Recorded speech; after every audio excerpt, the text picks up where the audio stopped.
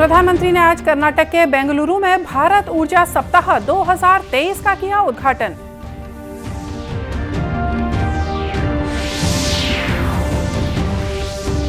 भारत के मुख्य न्यायाधीश न्यायमूर्ति ने आज 5 न्यायाधीशों को सर्वोच्च न्यायालय के न्यायाधीश के रूप में दिलाई शपथ।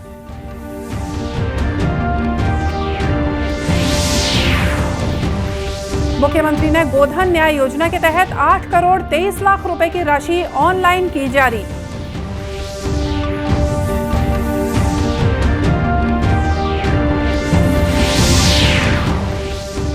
और जांजगीर चांपा में इन दिनों चल रहा है शिवरी नारायण महोत्सव, विलुप्त लोक विधाओं का हो रहा है प्रदर्शन।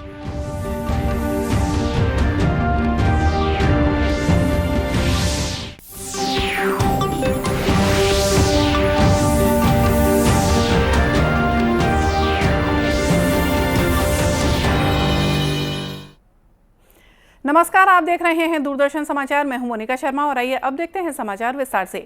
प्रधानमंत्री नरेंद्र मोदी ने आज कर्नाटक के बेंगलुरु में भारत ऊर्जा सप्ताह 2023 का उद्घाटन किया। इस अवसर पर श्री मोदी ने कहा कि सरकार 2030 तक भारत के ऊर्जा मिश्रण में प्राकृतिक गैस उपभोग को बढ़ाने के लिए एक मिशन के तहत काम कर रही है।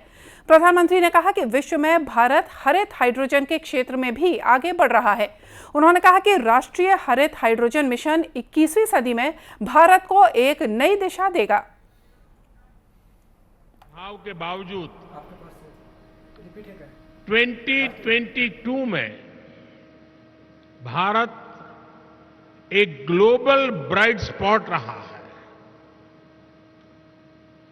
एक्सटर्नल सर्कमस्टेंसेस जो भी रहे, भारत ने इंटरनल रेजिलियंस की वजह से हर चुनौती को पार किया। इसके पीछे मल्टीपल फैक्टर्स ने काम किया। पहला, स्टेबल डिसिसिव गवर्नमेंट। दूसरा, सस्टेन रिफॉर्म्स। और तीसरा,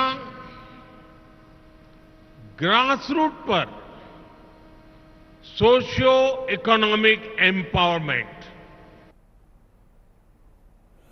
प्रधानमंत्री ने इंडियन ऑयल की इंडोर सोलर कुकिंग सिस्टम के लिए दोहरे कुकटॉप मॉडल को भी जारी किया और इसका वाणिज्यिक शुभारंभ भी किया। श्री मोदी ने कहा कि आज उद्घाटित सौर कुकटॉप भारत में हरित और स्वच्छ कुकिंग को एक नया आयाम देगा। भारत ऊर्जा सप्ताह का उद्देश्य एक ऊर्जा परिवर्तन पावर हाउस के रूप में भारत की बढ़ती दक्षता का प्रदर्शन करना है। इस कार्यक्रम में 30,000 से ज्यादा प्रतिनिधि, 1,000 प्रदर्शक और 500 वक्ता भागीदारी कर रहे हैं। भारत के मुख्य न्यायाधीश न्यायमूर्ति DY चंद्रचूड़ ने आज उच्च न्यायालयों के 5 न्यायाधीशों को सर्वोच्च न्यायालय के न्यायाधीश के रूप में पद की शपथ दिलाई। न्यायमूर्ति पंकज मित्तल, न्यायमूर्ति संजय करोल, न्यायमूर्ति PY संजय कुमार, न्यायमूर्ति एहसानुद्दीन अमानुल्लाह और न्यायमूर्ति मनोज मिश्रा को सर्वोच्च न्यायालय के न्यायाधीश के रूप में पद की शपथ दिलाई गई है। 5 न्यायाधीशों की नियुक्ति के साथ शीर्ष अदालत में न्यायाधीशों की कुल संख्या बढ़कर 32 हो गई है, जो पूरी क्षमता से 2 कम है। दिसंबर में सुप्रीम कोर्ट कॉलेजियम द्वारा शीर्ष अदालत के न्यायाधीशों के रूप में पदोन्नति के लिए उनके नामों की सिफारिश की गई थी। भारत की G20 अध्यक्षता के अंतर्गत यूथ 20 सहभागिता समूह की पहली बैठक आज से असम के गुवाहाटी में शुरू हो रही है। इस बैठक में विद्यार्थियों को दुनिया के सामने अपनी राय रखने का अवसर मिलेगा। G20 देशों के 150 से ज्यादा युवा प्रतिनिधि इन बैठकों में भाग ले रहे हैं। उल्लेखनीय है कि असम में प्रत्येक उच्च शिक्षा संस्थान G20 समूहों और कामकाज के बारे में स्कूलों को संवेदनशील बनाने के लिए आसपास के 10 स्कूलों में जागरूकता अभियान चलाएगा। यूथ 20 युवाओं को समसामयिक मुद्दों पर अपने सरोकारों को रखने का मंच देता है। युवा कार्यक्रम और खेल मंत्री अनुराग सिंह ठाकुर ने नई दिल्ली में पत्रकारों से बातचीत में कहा था कि यूथ 20 सहभागिता समूह बेहतर भविष्य के बारे में राष्ट्र के युवाओं से परामर्श के लिए देश भर में चर्चाएं आयोजित करेगा। श्री ठाकुर ने कहा कि बैठक के दौरान भविष्य के कार्य, जलवायु परिवर्तन और स्वास्थ्य सहित 5 क्षेत्रों पर चर्चा की जाएगी। राज्य में आरक्षण को लेकर हाईकोर्ट की जस्टिस रजनी दुबे ने राज्यपाल सचिवालय को नोटिस जारी कर जवाब मांगा है।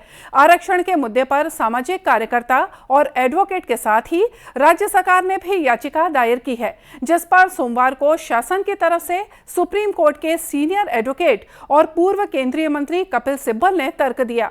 मामले में जवाब के लिए 1 सप्ताह का समय दिया गया है। आपको याद होगा कि राज्य सरकार ने 2 महीने पहले विधानसभा के विशेष सत्र में राज्य में विभिन्न वर्गों के आरक्षण को बढ़ा दिया था।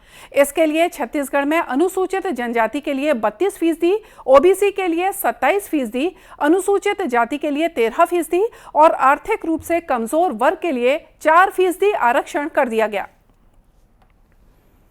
मुख्यमंत्री भूपेश बघेल ने गोधन न्याय योजना के तहत पशुपालकों, ग्रामीणों और गौठानों से जुड़ी महिला समूहों और गौठान समितियों को 8 करोड़ 23 लाख रुपए की राशि ऑनलाइन जारी की। मुख्यमंत्री ने अपने निवास कार्यालय में आयोजित वर्चुअल कार्यक्रम में यह राशि जारी की। इस दौरान कृषि मंत्री रविंद्र चौबे और खाद्य मंत्री अमरजीत भगत भी मौजूद थे। राज्य में अब तक 4,927 गौठान स्वावलंबी हो चुके हैं, जो स्वयं की जमा पूंजी से गोबर खरीदने में लगे हुए हैं। स्वावलंबी गौठानों द्वारा अब तक 40 करोड़ 49 लाख रुपए का गोबर खुद की राशि से खरीदने का भुगतान किया गया है। वहीं गौठानों में गोबर से प्राकृतिक पेंट बनाने की 13 यूनिट शुरू हो चुकी हैं। राज्य के 21 जिलों के 29 चिन्हित गौठानों में गोबर से प्राकृतिक पेंट बनाने की यूनिट स्थापना करने का काम अंतिम चरण में है। जल्द ही इनमें प्राकृतिक पेंट का उत्पादन भी होने लगेगा। सेना ने भर्ती प्रक्रिया में बड़ा बदलाव किया है। सेना भर्ती कार्यालय रायपुर से मिली जानकारी के अनुसार अब उम्मीदवारों को पहले नामित केंद्रों पर ऑनलाइन सामान्य परीक्षा देनी होगी। इस परीक्षा में उत्तीर्ण उम्मीदवारों को ही भर्ती रैली के दौरान शारीरिक उपयुक्तता और चिकित्सा जांच में शामिल होने दिया जाएगा। भर्ती प्रक्रिया में शामिल होने के लिए ऑनलाइन पंजीकरण करना अनिवार्य है। इसके लिए वेबसाइट www.joinindianarmy.nic.in पर विजिट करना होगा। उम्मीदवारों के लिए ऑनलाइन सामान्य प्रवेश परीक्षा की प्रक्रिया और अभ्यास के लिए मॉक टेस्ट संबंधी वीडियो भी इसी वेबसाइट पर उपलब्ध हैं। इस संबंध में अधिक जानकारी के लिए नवा रायपुर स्थित अंतर्राष्ट्रीय क्रिकेट स्टेडियम के पास संचालित सेना भर्ती कार्यालय से संपर्क किया जा सकता है। कार्यालय का दूरभाष नंबर 0771 2965 213 है। प्रधानमंत्री सृजन योजना युवाओं को स्वरोजगार से जोड़ने की दिशा में मील का पत्थर साबित हो रही है। जांजगीर चांपा जिले में भी इस योजना से जुड़कर अनेक युवाओं ने स्वरोजगार शुरू किया है। जिले के अकलतरा ब्लॉक के गांव कटघरी के युवा मनोज नायक ने बताया कि वे पढ़ाई के बाद सरकारी नौकरी की तलाश में थे। तभी उन्हें प्रधानमंत्री सृजन योजना के बारे में पता चला। इस योजना का लाभ लेकर वे अपना कुटीर उद्योग चला रहे हैं और साथ ही एक दुकान भी शुरू कर चुके हैं। उद्योग का ऋण लिया हूँ, जिसके तहत मैं आजकल स्वयं का रोजगार स्थापित किया हूँ और उससे बड़ी योजना में लाभ ले रहा हूँ। खादी योजना एक तरह से सरकार द्वारा संचालित किया गया है, जिसके तहत युवा पीढ़ी को बहुत सारा लाभ मिलता है। खादी ग्रामोद्योग विभाग के सहायक संचालक पंकज पांडे ने बताया कि जिले के ग्रामीण अंचलों में शिविर लगाकर लोगों को योजना की जानकारी दी जा रही है। साथ ही उन्हें स्वरोजगार के लिए प्रेरित भी किया जा रहा है। प्रधानमंत्री रोजगार सृजन योजना जिले के खादी ग्रामोद्योग के विभाग से संचालित हो रही है, जिसमें सेवा क्षेत्र में 20 लाख तक आप बैंकों के माध्यम से लोन ले सकते हैं, जिसमें 35% का अनुदान है। साथ ही निर्माण क्षेत्र में आप 50 लाख तक का लोन ले सकते हैं, जिसमें आपको 35% अनुदान मतलब 18 लाख रुपए तक का अनुदान इसमें केंद्र सरकार उपलब्ध कराती है। इस तरह ये योजना प्रदेश के अन्य जिलों में भी संचालित की जा रही है। माघ पूर्णिमा से महाशिवरात्रि तक आयोजित होने वाले प्रसिद्ध राजिम माघी पुन्नी मेले का शुभारंभ कल मुख्यमंत्री भूपेश बघेल ने किया। इस मौके पर आतिशबाजी भी की गई।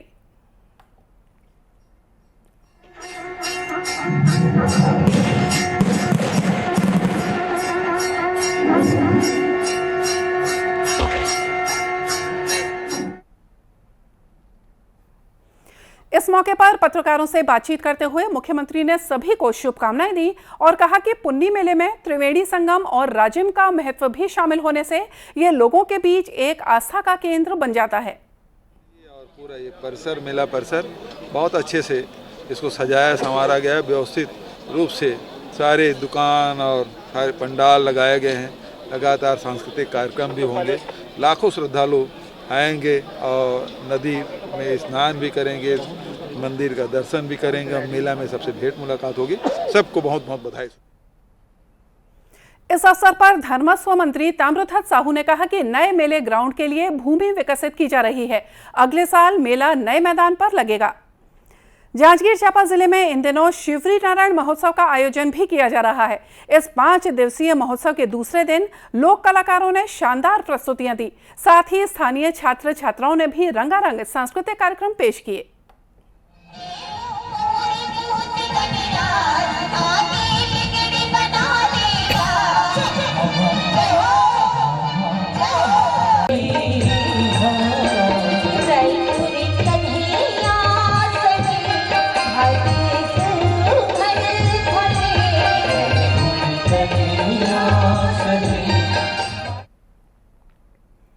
लोक कलाकार उर्वशी साहू ने कहा कि शिवरी नारायण महोत्सव में कई ऐसे कार्यक्रम पेश किए जा रहे हैं जो विलुप्त होते जा रहे हैं। हम लेके आए जो छत्तीसगढ़ के आज सबसे फेमस प्रसिद्ध कॉमेडी है और बहुत बहुत धन्यवाद देना चाहूँ मैं मेला मंडई समिति शिवरी नारायण के जम्मो सदस्य मल्ला जो हम कलाकार मल्ला महोत्सव में बुला के हमला गौरवान्वित करी से। और ये महोत्सव में हमन छत्तीसगढ़ के लोकगीत, लोक संगीत, सुवा, कर्मा, ददरिया, राउत नाचा, पंथी गीत, गौरी गौरा जत्तेक हमर छत्तीसगढ़ के विलुप्त होत जो कला है, विधा है, ओला हमन ये मंच में प्रस्तुति देवुन। नगर पंचायत शिवरी नारायण के अध्यक्ष अंजनी तिवारी ने कहा कि लोक कलाकारों को मंच देने और राज्य की संस्कृति को आगे बढ़ाने के लिए ये आयोजन किया जा रहा है। मेला में ये महोत्सव हुआ थी। ये महोत्सव लेके आम जनता मन में बहुत खुशी है।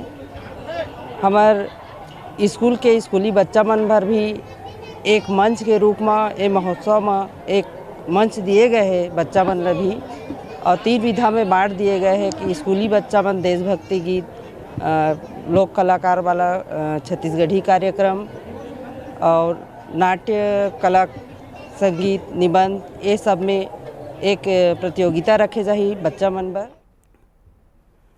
माघी पूर्णिमा के अवसर पर राज्य के प्रमुख धार्मिक और ऐतिहासिक स्थलों में इस तरह के महोत्सवों के आयोजन के साथ ही मेले मढ़ई का आयोजन भी किया जा रहा है। और आइए देखते हैं कुछ खबरें जिलों से।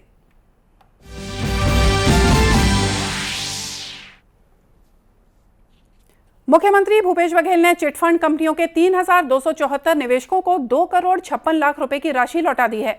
मुख्यमंत्री के राजधानी स्थित निवास कार्यालय में आयोजित वर्चुअल कार्यक्रम में श्री बघेल ने दुर्ग जिले के चिटफंड कंपनी के निवेशकों को यह राशि लौटाई। इसी के साथ प्रदेश में अब तक निवेशकों को लगभग 40 करोड़ रुपए की राशि लौटाई गई है। जांजगीर चांपा के अकलतरा ब्लॉक के पोड़ी दलहा गांव के रहायशी इलाकों से हाथियों का एक दल वापस जंगल में पहुंच गया है। अमोरा अर्जुनी गांव होते हुए हाथियों का ये दल पोड़ी दलहा गांव के जंगलों में जाता हुआ देखा गया। वन विभाग इन हाथियों की निगरानी भी कर रहा है। कोंडागांव जिले के बड़े राजपुर विकास खंड के बालेंगा गांव में विधानसभा उपाध्यक्ष संतराम नेताम ने 285 हितग्राहियों को वन अधिकार पट्टा दिया। इस मौके पर श्री नेताम ने कहा कि वन अधिकार पट्टे से जहां मूल निवासियों के अधिकारों का संरक्षण होगा, वहीं क्षेत्र में उन्नत खेती को भी बढ़ावा मिलेगा। और आइए देखते हैं अंत में मुख्य समाचार एक बार फिर से। प्रधानमंत्री ने आज कर्नाटक के बेंगलुरु में भारत ऊर्जा सप्ताह 2023 का किया उद्घाटन।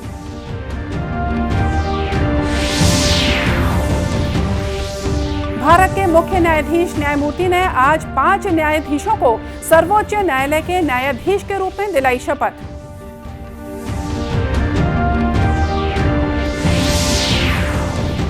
मुख्यमंत्री ने गोधन न्याय योजना के तहत 8 करोड़ 23 लाख रुपए की राशि ऑनलाइन की जारी।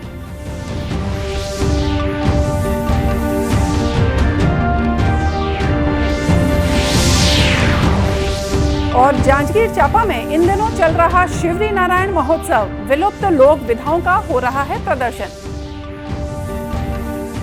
और इसी के साथ ये समाचार बुलेटिन यही समाप्त हुआ। नमस्कार।